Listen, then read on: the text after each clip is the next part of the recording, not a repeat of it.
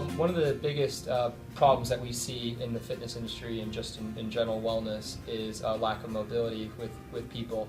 Even in any fitness, wellness, even any clinical settings, a lack of mobility is a big issue. People tend not to move as well as they probably used to generations ago. So, as a massage therapist, I see a lot of different types of injuries, dysfunctions, and probably 80 to 90% of all of them are somehow related to a lack of mobility or stability in the body. In terms of mobility, probably the most prominent thing that I see is a lack of awareness in terms of how we should be moving in relation to normal objects. So a lot of times for certain people, it's easy when you're in the gym to think and be consciously aware of how you're moving, what you're doing, keeping your core tight, not twisting while you're picking up weights, that sort of thing. And then when they get into the workplace, you're looking at repetitive motion on a grand scale. I think the major issue with that is that we tend to sit a lot.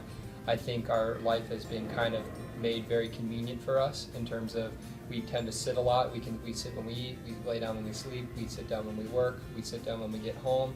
We're really not on our feet a lot. I think a lot of accrued time on your glutes tend not to be the best thing for you because that limits mobility on the lower half end. And so practice poor posture is sitting in a bad position repeatedly so that your body comes to think that poor position is what's natural. And Yeah, we're all born with great mobility. Even as a child, we can make our bodies do crazy things. But as we get older, we actually start slowly to lose. The process begins to lose our mobility, and that's because of lifestyle, lack of movement. Movement is life. If we're not moving, we're not living. So we just get tighter and tighter and tighter, especially with sitting. I always call it, we were not designed to sit in chairs, so I always say that, it's kind of a death seat because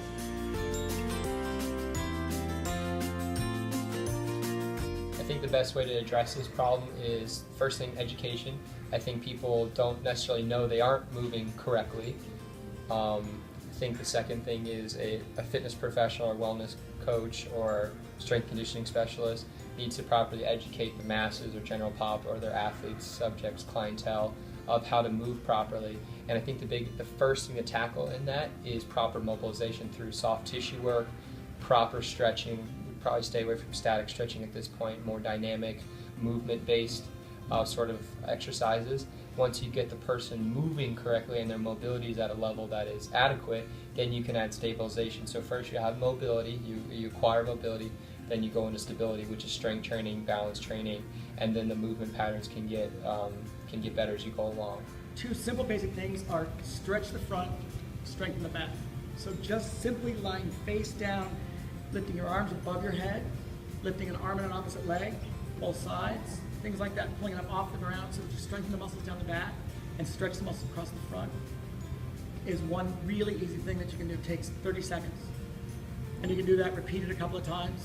That's going to help to open up the front, strengthen the back. I mean, when you're looking at like a highly physical job, which, I mean, a lot of the jobs are ergonomics based, so even if I'm sitting at a desk, it's still really important for me to understand what's going to cause me, shoulder pain, what's going to cause me lower back pain. I mean, if I'm constantly sitting at a desk all the time, it's more for me to reiterate, like, hey, I've got to stand every once in a while, or how am I sitting right now? Making people aware of how they're sitting, where their shoulders placed, where should a monitor be. First one on my list is going to be buy a foam roller.